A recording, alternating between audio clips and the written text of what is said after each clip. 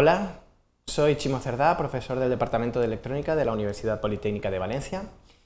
Y este es el segundo Polimedia en el que voy a hablar sobre la relación entre las disciplinas de ciencia, tecnología y música. En este caso, lo que vamos a hacer es ver cómo ha sido el desarrollo histórico una vez ya hemos planteado las primeras experiencias y las primeras relaciones.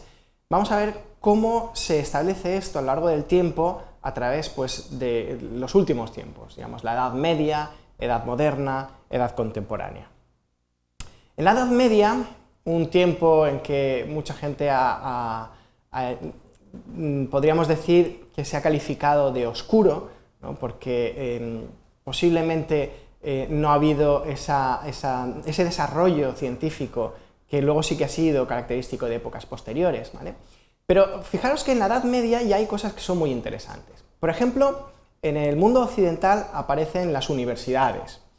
Y en los planes de estudio, podríamos decir, los planes de estudio de las universidades medievales, nos encontramos con lo que se llamaba el quadrivarium, que eran las 4 disciplinas que tenía que conocer todo universitario. Entre esas 4 disciplinas, sacando de esas 4 disciplinas la teología, que digamos que era la disciplina que lo englobaba todo bajo este punto de vista teocéntrico de la Edad Media. Pero para las 4 disciplinas científicas, el quadrivarium, se consideraba la aritmética, la geometría, la astronomía y, sorpresa, la música. Efectivamente, la música era considerada como una parte fundamental del conocimiento y una parte fundamental de la ciencia. En la Edad Media hay desarrollo artístico, indudablemente, y un desarrollo de la arquitectura, y un desarrollo de la pintura, pero hay muy poco progreso de la ciencia acústica en realidad. La visión científica se mantiene aproximadamente esos 15 siglos y prácticamente sin cambios desde la época de los griegos hasta la eclosión que supondrá después el Renacimiento. Y en el Renacimiento es obligatorio para nosotros, como a medio camino entre científicos y personas artísticas, es obligatorio para nosotros referirnos a la figura sin par de Galileo Galilei. Galileo nació en el año 1564 y falleció en 1642, justo en el año que nace Newton, otro de los gigantes de la ciencia. Y Galileo es crucial para nosotros porque nos enseña, prácticamente inventa la ciencia desde el punto de vista moderno. Trata la física como una ciencia, no con ese dogmatismo, o no terminaba sus discusiones, sus disquisiciones como bueno, esto lo dijo Platón o esto lo dijo Aristóteles y ya está, es la verdad suma, sino que lo que hace es introducir este método científico en el cual nuestras hipótesis que nosotros establecemos tienen que ser contrastadas con la realidad. Entre muchas cosas que Galileo estudia y a las que aplica el método científico, desde su punto de vista, está, como no, ya que lo citamos aquí, está el estudio de las ondas y de la acústica, viéndolas como vibraciones. Entre las cosas que Galileo estudia, entre las que está interesado, podemos citar pues, la correlación entre la altura y tono, o la altura o tono de una nota, y la frecuencia de una fuente de sonido.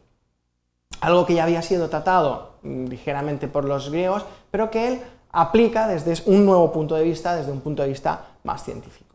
¿De acuerdo? A partir de ahí, las aportaciones se van sucediendo en el tiempo. Una de las cosas que me gustaría dejar bien claras es que el desarrollo científico no es, como muchas veces nos lo pintan, una flecha que va siempre hacia arriba, ¿no? En el que un científico propone esto y todos los demás lo aceptan, luego otro propone lo siguiente y todos los demás siguen aceptándolo, y en incremental. En realidad la historia de la ciencia es bastante más difusa, bastante más agitada y con muchos más baches, ¿de acuerdo? Muchas veces coexisten entre sí distintas visiones de la ciencia o distintas visiones de un mismo fenómeno, como ahora pues vamos a ir viendo un par de ejemplos, ¿vale? Citamos a Martin Mersenne, que podríamos decir que es una de las personas que le toma el relevo a Galileo. Mersenne es un sacerdote físico y matemático. En aquella época prácticamente era posible cultivar todas las ramas de la ciencia. Mersenne también estudia las vibraciones, desde su punto de vista, o él se focaliza en las vibraciones en las cuerdas, y publica o propone 3 leyes, las 3 leyes de Mersenne, conocidas hoy en día, aproximadamente en el año 1636 y que hoy tenemos como base de la acústica musical, gracias a las cuales pues, puede calcular los intervalos de la escala musical de temperamento igual. Y además, una cosa muy curiosa, hace una medición primitiva, unos primeros intentos de medición de cuál es la velocidad del sonido en el aire, ¿vale? En la Edad Moderna pasamos a otra figura, René Descartes. Descartes, filósofo físico, muy conocido por sus aportaciones matemáticas, habla de la ciencia cartesiana. Y aquí es donde viene eso que os decía anteriormente, la imagen. Para Descartes, el sonido son partículas invisibles que se originan en la fuente del sonido y que se mueven en el espacio hasta el oído. Para él, digamos que cuando yo estoy hablando, estoy emitiendo una serie de partículas, esas partículas salen de mi boca y llegan hasta el receptor. Como veremos ahora después, esta imagen del sonido es falsa. Cuando nosotros estamos hablando no estamos generando unas partículas. Un contraejemplo que nos demostraría que esta visión es falsa es el hecho, por ejemplo, que en el vacío no existe el sonido. Si el sonido lo generara yo, fueran unas partículas que yo estoy generando en mi boca, ¿vale? Pues en el vacío podría perfectamente hablar y llegaría esa vibración, o sea, llegaría ese sonido hasta el receptor, ¿vale? Cuando nos vayamos al vacío, por ejemplo, nos vayamos a la Luna, comprobaremos que eso no es cierto, que en el vacío no puede existir. Pero esta visión le ayudaba a Descartes a explicar una serie de fenómenos. ¿Cómo se va modificando esta versión? Pues esta versión se va modificando a través de distintas aportaciones de otros científicos, ¿vale?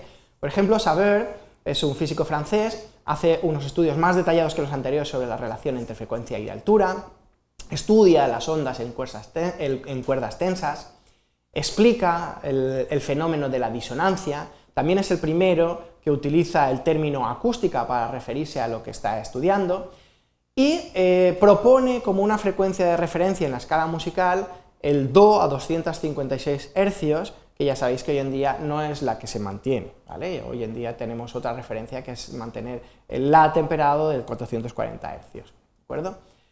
Euler estudia también el fenómeno mecánico de las vibraciones y ya su visión de la vibración del sonido es como una vibración, no como unas partículas, sino como una onda.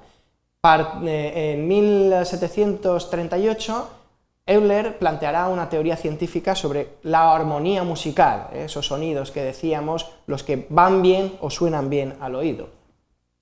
En la edad contemporánea han ido sucediéndose de una forma acelerada cada vez más los acontecimientos científicos, las revoluciones científicas, ¿vale? En el siglo XX, hacia principios, mediados, aparece la electrónica, esa electrónica que poco a poco se va haciendo cada vez más integrada. Cosas importantes para la tecnología musical, el nacimiento de la electrónica fundamentalmente, la grabación sonora, que tiene lugar a principios del siglo XX, es un hito, la posibilidad de tener esa música almacenada y poderla escuchar después, no tener que tener al intérprete en todo momento.